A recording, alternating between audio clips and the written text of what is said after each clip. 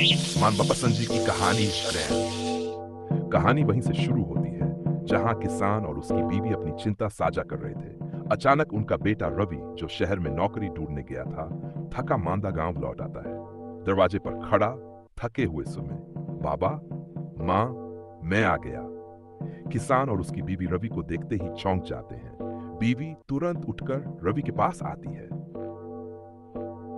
अरे बेटा, अचानक कैसे आ गया? कुछ हुआ तो नहीं? नौकरी मिली या नहीं?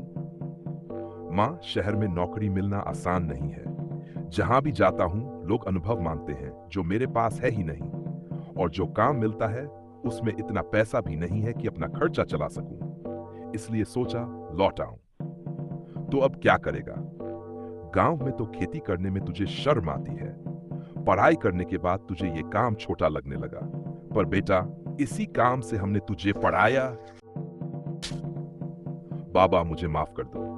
मैंने सोचा था शहर में अच्छी नौकरी करूं और आपको खुशी दूं, लेकिन वहां सिर्फ दिखावा और पैसे का खेल है।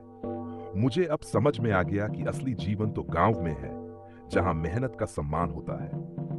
किसान के चेहरे पर हल्की मुस्कान आती है। तू सही कह रहा है बेटा, पर अब हमारे पास न भैंस है न खेतों के लिए खाद। तूने जो पढ़ाई की है उसका इस्तेमाल कर और खेती में कुछ नया कर। शायद तेरी नई सोच से हमारी किस्मत बदल जाए। रवि सोच में डूब जाता है।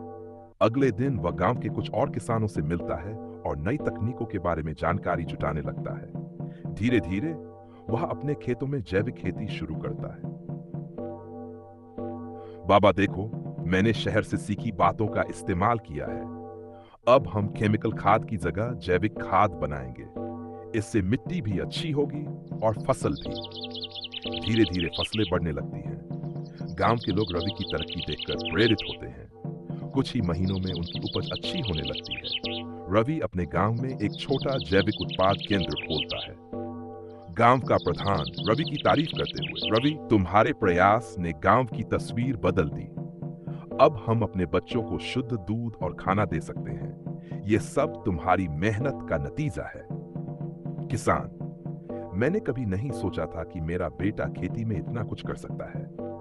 तूने साबित कर दिया कि पढ़ाई सिर्फ किताबों तक सीमित नहीं होनी चाहिए, उसे जिंदगी में लागू करना आना चाहिए। बाबा, अगर मैं आपकी बात नहीं मानता तो आज ये सब संभव नहीं होता।